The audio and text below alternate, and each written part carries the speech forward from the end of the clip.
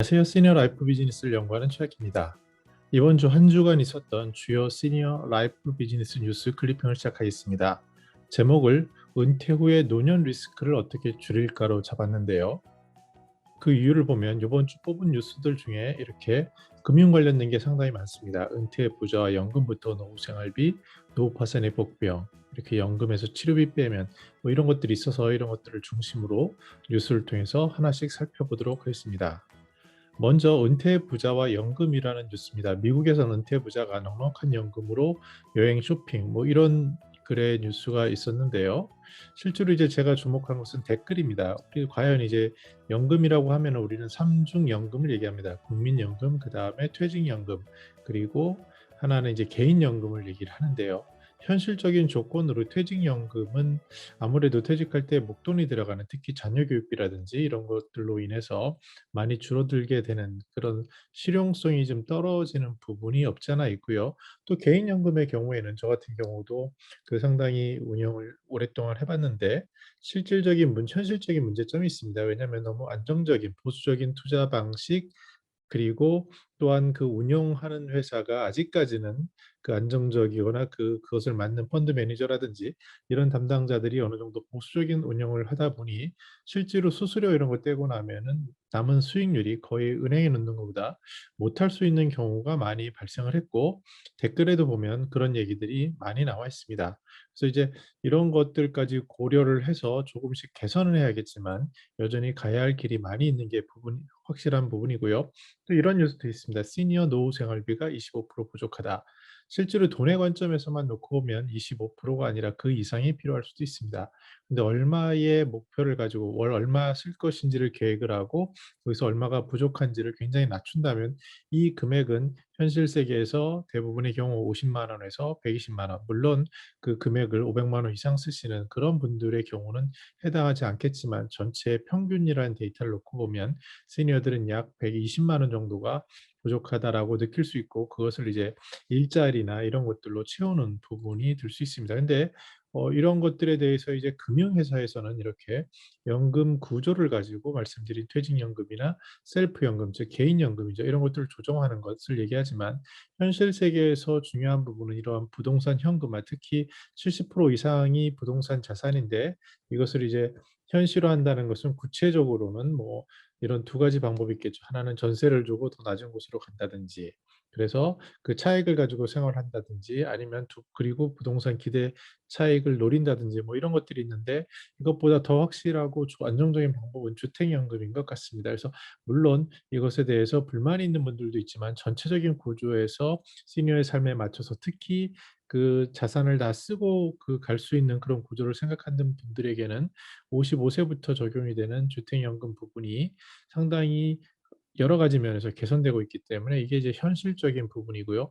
나머지 부분을 어떻게 채울까에 대한 고민들이 많은데 요새 이제 금융형 하시는 분들은 유튜브를 보시면 좋은 콘텐츠가 너무나도 많습니다. 특히 금융 대가들이 여러 가지 얘기를 하는데 가려들을 부분이 있죠. 그래서 금융 사이드에 있는 사람 말이 아니라 라이프 관점 사이드에서 삶을 얘기했을 때 이제 우리가 주목할 단어는 두 가지입니다.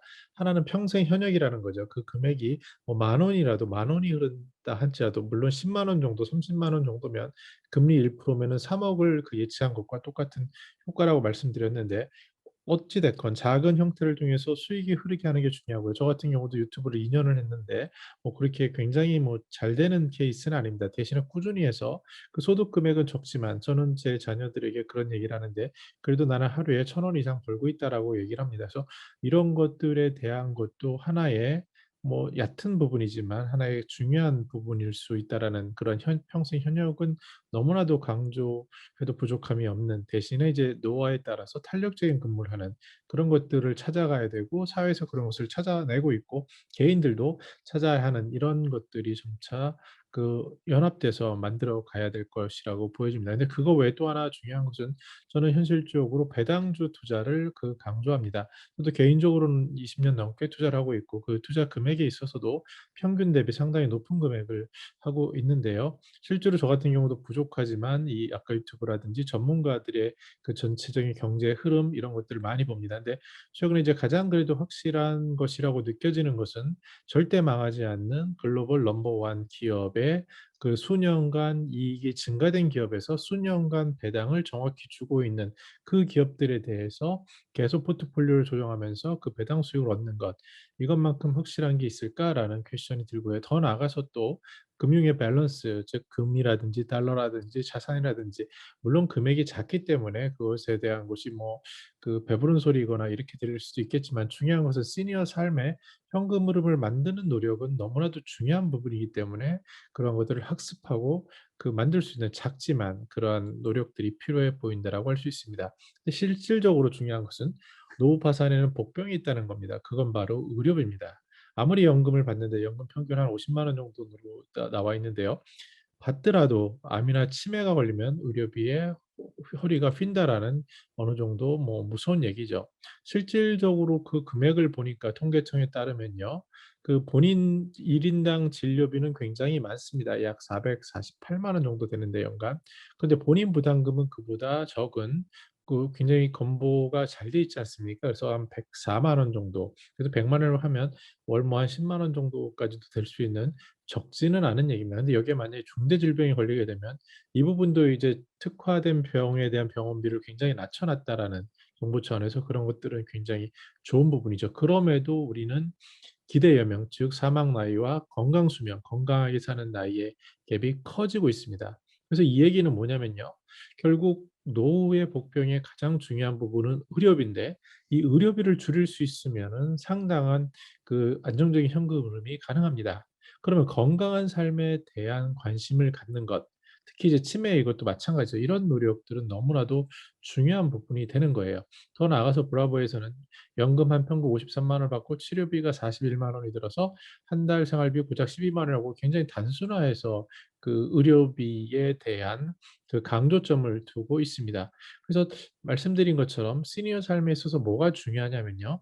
지금 예방하는 게 중요합니다. 그래서 정부 차원에서도 국민건강보험공단이라든지 보건복지부에서는 앞으로 점점 더 그 예방 쪽에 포인트를 두고자 합니다. 왜냐하면 모든 시니어들이 만성 질환을 누구나 가지고 있는데 이러한 병들이 다시 더 중증으로 갈 수 있는 확률이 높아지기 때문에 그 전 단계에서 막는 것들, 그것은 바로 뭐냐면 삶 속에서 행할 수 있는 겁니다. 지금 숨을 깊이 내쉬고 들이마시고 하는 그런 작은 훈련, 그리고 가급적이면 건강한 음식, 가급적이면은 그 채소라든지 우리들이 알 수 있는 거 많지 않습니까? 뭐 TV만 틀면 다 건강 얘기니까요. 그래서 가급적이면은 소식을 하고, 특히 이제 간헐적 단식을 한다든지, 그리고 아침에 일어나서 작은 스트레칭을 한다든지, 그리고 하루에 1시간 이상 걷는다든지, 우리가 할 수 있는 작은 것들을 수행하는 것이 좋아 보입니다. 특히 저희 사단법인 시니어 라이프에서는 조명진 대표께서 이런 것을 굉장히 강조하는데, 저도 매일같이 노력을 하고 간헐적 단식을 하려고 하고 영양소를 챙기려고 하고 스트레칭을 하고 작은 운동을 하는 것. 결국 이러한 작은 행동이 결국은 시니어 삶에 있어서 예전에 일하는 것만큼 중요하다라는 그러한 강력한 인식을 갖는 것이 어느 때보다 필요해 보입니다. 실제로 나이 70 넘어서 운동을 시작하셔서 건강하신 분들이 너무나도 많은 걸 알 수 있고요. 이러한 건강 활동이라는 것은 시간에 대한 그 남아도는 시간에 대한 것도 선용하게 되고, 그것이 오히려 우울증이나 이런 것도 해소가 돼서 다시 치매에도 영향을 미치는 이렇게 선순환 구조가 될 수 있는 겁니다. 근데 이제 요번 주에 저도 이제 일할 수밖에 없는 노인이라는 보고서를 그 소개를 SLB 채널에서 해 드렸는데요. 생계위에서 일하는 분들이 실질적으로 상당히 많습니다. 이것은 엄연한 현실입니다. 근데 그 보고서를 가만히 보면은 이렇게 됩니다. 그럼 일할 수밖에 없는 그런 노인들이 되어지는 큰 세 가지 원인이 있습니다. 하나는 어 태어날 때부터, 그때부터 혜택을 좀 덜 받아서 좀 힘든 일을 하신 거죠. 정규적인 안정적인 일도 못 하시고, 그렇게 돌다 보니까 나이가 먹었어요. 나이가 먹어서 또다시 그 모아둔 돈도 적고 하니 일을 해야 되는, 이것은 사회에서 책임을 져야 될 부분이라고 보여지는 부분들이죠. 두 번째는요. 남편이, 주로 이제 남편이죠. 일을 열심히 하던 가장이 있었는데 그 가장이 불의의 사고로, 질병이나 사고로 의해서 돌아가셨어요. 그랬을 때 그러면 그 자녀들을 돌보고 또 가족 생계를 유지하기 위해서 남아있는 배우자, 특히 이제 여성분들이 되죠. 그분들이 현업에 뛰어드는데 주로 육체 노동인 겁니다. 그렇게 해서 생기는 경우 두 가지. 세 번째는요. 인제 퇴직하고 나서 실수하는 건데 저 같은 경우도 자발적인 사기 또는 사기를 당하는 위험 여러 가지가 복합적으로 작용을 합니다. 근데 모든 것은 굉장히 조급한 것 또는 그 허위 의식이죠. '내가 이렇게 뭐 왕년에 이랬는데 아니면 지금도 이래야지.' 하고 보여주기 위한 것들. 이런 것들에 의해서 어떠한 사기를 당하는 즉 좀 스스로 사기를 당하든 아니면 외부에서 사기를 당하든 이런 것들에서 갑자기 재산 절반이 이상이 떨어져서 낭떠러지로 떨어지는 요렇게 세 가지가 이제 주된 그 원인이라고 나와 있습니다. 그리고 그다음에 그러면 3분의 1 정도는 독립적으로 일이 정말 중요한 걸 알아서 삶을 보다 액티브하게 살기 위해서 이런 분들이 수도 그 적지 않죠. 이런 분들이 점점 늘어나고 있고. 근데 이제 그다음 이슈가 있습니다. 이렇게 살아가다가 생활비 구조를 딱 까놓고 보니까 특히 이제 은퇴해서 자녀가 뭐 다 그 대학까지 마치고 취업을 하면은 다행인데 요새는 점점 늦지 않습니까? 저 같은 경우도 막둥이가 뭐 제가 환갑될 때 이제 뭐 대학교를 들어가는 그 정도인데 오히려 지금 세대들은 그런 분들이 많이 생기고 있죠. 그랬을 때 자녀 교육비가 생각보다 엄청나게 많이 들어가는 부분이 있습니다. 특히 이제 사교육비 같은 거죠. 이런 것들을 선배님들이나 통계 데이터는 얘기를 하고 강조를 하고 있고요. 또 이제 아까 말씀드린 의료라든지 주거 안정성이 안 됐을 때 이러한 것들에 대한 조심성을 찾는 것이 필요하다고 합니다. 여기에 더 나아가서 이제 금리 인상에 대한 우려도 있죠. 만약에 우리가 20대 30 대라면 앞으로 계속 근로소득을 할 수 있고 장밋빛 미래가 있기 때문에 더더욱 과감한 투자를 할 수 있습니다. 그러나 50 대, 60 대, 70 대가 되면요. 100 에서 자기 나이를 뺀 만큼의 정도의 리스크 정도를 감내할 수 할 수밖에 없고 특히 근로소득이라는 관점에서 봤을 때 60은 아직까지는 낭떠러지기 때문에 그때를 0 이라고 봐야 합니다. 그렇다면 그 위에 할 수 있는 것은 그 육체 노동이나 근근한 것으로 어느 정도 수입이 생긴다라고 봤을 때 그러면 그 근로소득이나 일부 작은 소득 전보다 훨씬 줄어든 그 소득 가지고 그 '금융 비용, 이자를 감당할 수 있을까?'라는 질문을 해볼 필요가 있습니다. 그래서 물론 다행히 우리나라는 전체적으로 시니어들의 그 대출, 빚 이런 것들 주로 부동산에 가 있고 그 부동산의 금액도 1억 원 미만으로 상대적으로 안전해 보이긴 하지만 시니어 은퇴 삶이 될수록 빚이 없는 삶이 너무나도 행복한 삶이라고 생각이 듭니다. 제 주변을 보더라도 정말 빚이 없는 삶을 살고 있다면 그 삶은 이미 너무나도 행복하고 그 기반에서 현금흐름을 맞출 수 있는 것은 '축복이지 않을까.'라는 것이 현실적인 인식이라고 보여지고 특히 이제 금리 인상이 되면 지금 1% 정도에서 시중 금리는 벌써 2% 3% 또 그 소비자 물가 지수는 5%를 찍었다라고 하는데요. 방향성은 명확해 보입니다. 아주 치고 올라가진 않겠지만 어느 정도 금리가 올라가는데 중요한 것은 이겁니다. 1%대 이자를 빌렸는데 그것이 2%가 되면은 2 배가 뜬 거고요. 3%로 오르면은 그 거기서 3 배가 뜨는 겁니다. 그랬을 때 그럼 내 월 그 지출 이자 비용이 만약에 1 0 원인데 이게 2 0원 3 0원 올라갔을 때 감당할 수 있을까? 이러한 질문들에 대한 그 진지한 고민이 필요해 보이고 특히 은퇴 후 삶에 있어서는 리스크에 대해서 좀 생각을 해 봐야 합니다. 사회적으로는 그래서 주문학의 전문가들은 고용 확대를 통해서 현금 흐름이 흐르게 해 달라 이런 것들. 그리고 자기가 찬찬히 앉아서 앞으로 부채나 이런 것에 대한 자산 조정을 생각해 볼 필요가 있습니다. 이것은 비단 자산이 적은 분뿐만 아니라 많은 분들도 마찬가지입니다. 그래서 자산은 굉장히 많은데 그 안에 실제로 그 까놓고 보면은 레버리지가 너무 커서 대출에 대한 이자를 부담하지 못했을 때 또 안타깝게 이러한 몇 가지만 맞물리게 되면 그 위험한 상황이 될 수 있다라는 것은 우리들이 삶을 통해서 몇 번 느끼게 되고요.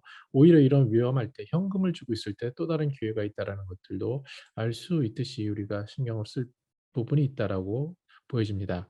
오늘 요번에 이제 좋은 뉴스가 하나 나왔는데 알츠하이머 뭐 치매의 대부분인데 신약 승인에 대해서 신약 승인이 FDA에서 됐고 효능에 대한 논란이 있다는 겁니다. 이것이 시니어 케어 비즈니스에 시사하는 점은 상당히 많습니다.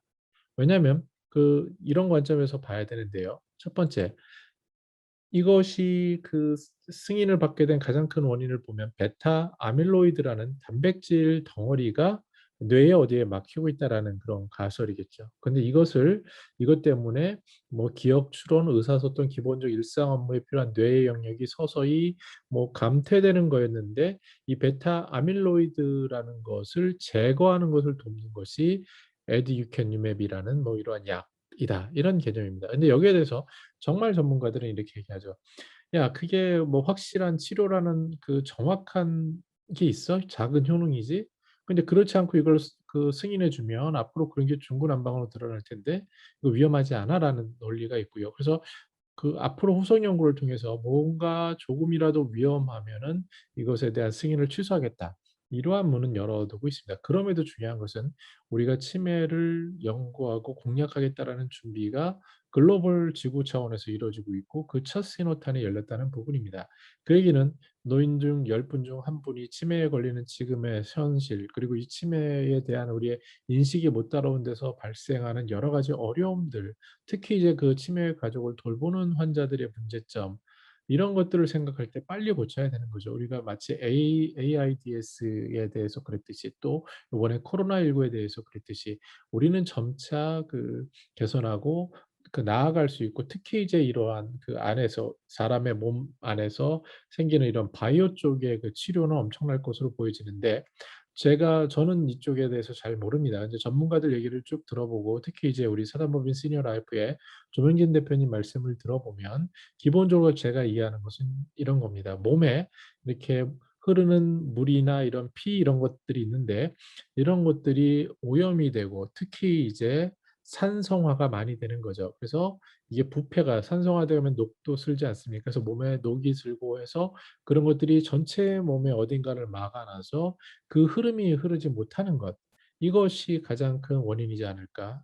뭐 사람의 몸에 물이 70% 이상을 차지하듯이 그러한 보이지 않는 그러한 전체적인 통합적인 관점에서 어떤 문제점이 치매로도 가지 않을까라는 것과 두 번째는 심리적으로 신체적으로 이러한 장애들 쓰지 않는 것들 특히 이제 귀 보청기 안 썼을 때 치매 확률도 높아진다라고 알 수 있는데 이런 감각을 사용하지 않는 것들이 뇌에 자극을 덜 주게 돼서 '그것이 퇴화되는 것 아닐까?'라는 몇 가지 가설들을 우리는 가질 수 있습니다. 그래서 '그런 가설이 맞지 않나.'라는 생각이 들고요. 그럼 원래 상태의 순수한 몸으로 만들려는 노력 즉 먹는 것들 그리고 물이라든지 소금 정말 좋은 죽염이라든지 예를 들어서 아니면은 간식을 투 간 간헐적 단식을 통해서 이 속에서 자생적으로 치유할 수 있는 특히 이제 잠자는 시간, 공복 시간 14 시간을 확보하라 이런 얘기 같은 것들도 정말 신경을 쓰고요. 또 몸의 스트레칭을 통해서 이렇게 노화되고 안 쓰는 것들을 자극을 주는 이런 것들이 필요해 보입니다. 이것이 함께 의학 기술의 발전과 함께 우리에게 새로운 희망을 줄 수 있고 또 주고 있다라는 그러한 좋은 뉴스로 보여집니다. 신협이라고 있죠. 신협에서 시니어 세대 특화 금융이라고 소개를 했는데 그 내용에 있어서 몇 가지 볼 만한 것들이 있습니다. 섬세한 건강 관리를 필요한 고령층 주로 이제 시골 쪽에 가시면 필요한데요. 병원에 대한 예약을 진행한다든지 간호사가 병행한 동행을 한다든지 간병 서비스 제휴를 한다든지 또 전화 및 안부 서비스를 한다든지 이 상품에 제가 주목하는 이유는 예를 들어서 시골의 어느 읍면동의 작은 그 지역을 생각해 보십시오. 거기 지역 사회에 신협이 있고요. 신용협동조합이죠. 그 안에서 그러면 만나는 노인들에게 그 삶의 중요한 부분 앞에서 쭉 보셨다시피 의료비 같은 게 지출 걱정이 굉장히 큽니다. 거기에 대한 니즈를 다 맞춰서 제공하고 있는 거죠. 더 나아가서 방문 요양센터를 운영한다. 이 부분은 이제 민간 위주와 이런 공공의 위주의 갈등 이런 부분에 대한 고려점은 물론 남아 있습니다. 근데 만약에 지방에서 수가 확보되지 않아서 안정적인 운영이 안 돼서 없을 수 있는 지역도 있을 수 있거든요. 그렇다면 이런 부분은 공공이나 협력하는 모델도 나쁘지 않을 수 있습니다. 물론 이것은 상황에 따라 다르기 때문에 굉장히 조심스러운 부분입니다. 중요한 것은 은행에서 금융기관에서 이걸 어떻게 바라보느냐는 거예요. 그 지역 사람들의 삶의 점유를 위해서 그분들이 필요로 하는 방문 요양 서비스를 제공하고 제휴하고 직접 제휴하는 것이 중요해 보이는데 여기 이제 신협 중앙 회장님의 말씀이 좀 의미가 있는 게 금융적 지원도 필요하고 사회적 인프라, 감정적 교감까지 보다 종합적으로 해야 된다. 근데 그 방점은 바로 지역 사회라는 겁니다. 시니어들은 시공간의 동선에 의해서 삶이 굉장히 작아져 물론 디지털로 확대되는 걸 빼고요. 그랬을 때 그 지역 사회에서 기관이라고 하는 것들은 뭐 우리가 잘 아는 주민자치센터라든지 보건소 이런 것들이 실은 굉장히 중추적인 역할을 합니다. 금융기관에 있어서 만약에 이렇게 큰 대형 은행이 지점을 빼고 있는 상황에서 넣을 수는 없는 거죠. 그러나 지역 자생 기반의 신협은 가지고 있는 경우가 있죠. 이랬을 때 그러면 그 은행에 오는 손님들이 고령화되고 이 손님들의 니즈를 고객 쉐어, 고객 점유 관점에서 그 지원을 한다면 이런 식의 로직이 생길 것이라고 보여지고요. 이런 로직의 접근의 핵심은 지역 밀착형이라는 것에 방점을 두고 있다라고 볼 수 있습니다. 그래서 굉장히 어떻게 보면 선진화된 모델로도 비춰지는 부분이고요. 그 이제 실버 푸드에 대한 게 있습니다. 사랑과 선행이라고 2011년 법이 있는데 뭐 시니어 비즈니스 하신 분들은 초창기부터 아마 보셨던 기업이에요. 그래서 저도 '뭐 그게 되겠어.' 이런 생각이 솔직히 없지 않아 있었습니다. 근데 굉장히 꾸준하신 것 같아요. 벌써 10년 넘게 이렇게 쭉 한 방향으로 오는데 그 사이에 얼마나 어려움이 많았겠습니까? 그것은 뭐 물론 말씀을 안 하셔도 누구나 이해할 수 있는 부분이죠. 근데 이런 기업들이 이제 주로 지금 이렇게 남아 있는 기업들 손에 꼽습니다. 부모 사랑 효도리라든지 사랑과 선행이라든지 그리고 이제 또 그 식사 쪽에 하시는 쪽도 있고요. 몇 개 꼽을 수 있는 거밖에 없거든요. 뭐 열 손가락 미만입니다. 이렇게 뚝심을 가지고 멋있게 사업을 하시는 이런 그 시니어 비즈니스의 그 선도자분들이 그렇습니다. 근데 여기서 이제 이런 것도 한다고 하죠. 배달 고령식을 통한 구독 경제 모델. 굉장히 멋있는 말입니다. 그리고 굉장히 필요한 말입니다. 그리고 식사 문제를 해결하면 굉장히 모든 걸 많이 해결할 수 있는 부분이죠. 말은 이렇게 했지만 실질적으로 사업에서는 어떻게 시작을 하느냐 보면요. 이분은 이제 욕창 문제라든지 단백질이라든지 저작 곤란 이런 것들에 집중을 했다고 하죠. 즉 시니어들을 전체가 있다고 해서 사업자가 무모하게 전체를 공략했을 때는 큰 문제가 생깁니다. 우리나라에 대기업들이 많습니다. CJ 제일제당이라든지 뭐 이러한 식자재 하는 사업들이 너무 많은데 이것들과 비해 아주 작은 중소기업에서 이렇게 뚫고 이길 수 있는 방법이 있다면 그것은 바로 특화된 지역 그리고 특화된 정확한 타겟층에 대한 세밀한 연구 그리고 무엇보다도 그 철학이라고 볼 수 있죠. 왜냐하면 이런 사랑고산의 이런 분들의 철학은 제가 직접 뵙지는 못했지만 쭉 그동안 10년을 봤을 때 이런 그 선도자들은 철학이 명확합니다. 더 나은 시니어 삶을 위한 그 굳건한 철학과 그것을 지키기 위해 비즈니스로 병행해 가다 보니 지역 특화적으로 되고 도와주는 분들이 붙고 거기서 모델이 확장되는 그런 특징이 있기 때문에 그러한 탁월한 경쟁력은 바로 시니어를 위한 마음이겠죠. 그 마음을 갖되 비즈니스에 있어서는 아주 현실적이고 구체적이고 아주 적은 명확한 타겟을 중심으로 지금처럼 차근차근 갔을 때 앞으로 새로운 실버 구독 경제 모델이 제시되는 거지. 그렇지 않고 그 기반 없이 다시 뭐 요새 마켓컬리라든지 이런 식으로 접어들게 되면 철학도 혼란스럽고 경쟁력도 떨어지고 여러 가지 어려움이 생길 수 있다라는 부분들을 아마 이렇게 10년 이상 살아남으신 그러한 그 선도자들은 아마 누구보다도 더 뼈저리게 알고 있을 것이라고 생각하고 저희들도 시니어 고령 친화 산업을 응원하는 분들은 그 창업자가 어떤 철학을 가지고 어떻게 노력하고 있는지에 대한 응원이 필요해 보이지 않나 생각해 보았습니다. 마지막 뉴스는 "은퇴 후 인간관계가 더 넓어졌다."라는 글인데요. 이 부분도 이제 시간에 대해서 고민을 해볼 필요가 있습니다. 제가 아마 다음 주쯤 되면은 그 시니어의 생활 시간표 속에서 흐름을 쭉 구분해서 말씀드리는 강의가 있을 텐데요. 거기에 보면은 우리의 삶은 필수 시간이 있고 의무 시간이 있습니다. 그리고 여가 시간이 있는데 필수나 의무는 누구나 통제하기 어려운 부분이죠. 근데 의무에 있어서 일이라는 게 있죠. 일이라는 것은 나이가 들면서 점차 줄어들 수밖에 없는 거예요. 그럼 그 일이라는 시간이 여가로 가는데 이전에 그 액티브하지 않은 시니어들은 그 여가의 대부분을 TV 시청으로 옮겼던 기억이 있습니다. 그러면 나중에 그 여가라는 부분이 뭐로 돼 있냐면요. 미디어 시청이라든지 크게 봤을 때 문화예술 활동, 스포츠 레포츠 활동, 교재 이렇게 큰 맥을 시간을 차지하게 됩니다. 다시 우리가 쉽게 이해할 수 있지 않아요? 은퇴하고 나면은 식사를 누구랑 할까? 이게 이제 교재 부분이 되는 거고요. 그럼 맛있는 걸 아주 비싼 걸 먹을까? 검소한 걸 먹을까? 여기서 이제 갈리게 되는 거고요. 그다음에 이제 그 문화예술에 내가 비싼 관람료를 내고 갈 수 있는가? 아니면은 요새 무료가 너무나도 많습니다. 그래서 그러한 그 시설이나 공공을 찾아서 할까? 아니면 이 문화예술 동아리라는 것을 통해서 할 수 있을까? 이런 부분이 있고 스포츠도 마찬가지죠. 비용이 들려면 한도 끝도 없지만 비용을 줄이고 자기가 즐기는 것을 찾는다면 그런 부분들은 민간 사회에서 많이 그 전보다는 넓혀지고 있고 특히 문체부를 중심으로 다양한 활동들이 이어지고 있습니다. 여기서 더 나아가서 나의 중심에서 이웃을 위해 사회를 위해서 공헌하시는 분들의 영역까지 가면 이 삶이 바로 여가 시간의 차별화가 되고 이것이 바로 시니어 삶의 정점을 찾는 부분인데 이 기사에서는 이렇게 문화예술 분야에 일하는 사람을 자주 만나는데 성악 배우거나 드럼 치거나 취미 활동을 하고 또 화제도 풍성해서 음악, 그림, 목공, 창조적인 분야 이런 얘기를 합니다. 실제로 이런 삶이 벌어지고 있고요. 전체 인구를 보게 되면 시니어 중에 약 5% 미만은 이런 활동에 아주 열성적으로 참여하고 있습니다. 근데 많은 분들은 여기에 관심을 안 갖는데요. 관심을 갖는 방법은 지역에 있는 문화재단을 찾아보시고요. 특히 전국구로 보시면은 한국문화예술교육진흥원이라는 곳에서 이런 것을 총괄해서 진행을 하고 있습니다. 그래서 이런 것들의 주변에 일어나고 있는 일들을 귀를 기울이고 지역사회에 참여하는 것에 참여했을 때 삶이 굉장히 풍성하다는 그 결과는 제가 직접 리서치를 해보고 보고서를 작성하고 이러면서 많이 느끼는데요. 그런 것들은 실은 삶에 있어서 너무나도 풍성한 부분입니다. 그래서 이런 부분에 대해서 여가 시간의 차별화를 고민하면 좋겠다라는 생각을 해봤습니다. 정리해 보겠습니다. 오늘 뉴스가 주로 금융 쪽 은퇴 후 삶에 고민들이 많았는데 너무 뻔한 얘기지만 이렇게 얘기해 볼 수 있을 것 같아요. 뭐냐면 오늘이 중요하고요. 오늘 아주 작은 거라도 일을 하고 그게 돈하고 직접적인 상관이 없더라도요. 자기가 좋아하는 평생 현역이라는 개념의 일을 정하고 그 일은 예전에 그렇게 생산적인 그런 거이기는 어려울 수 있습니다.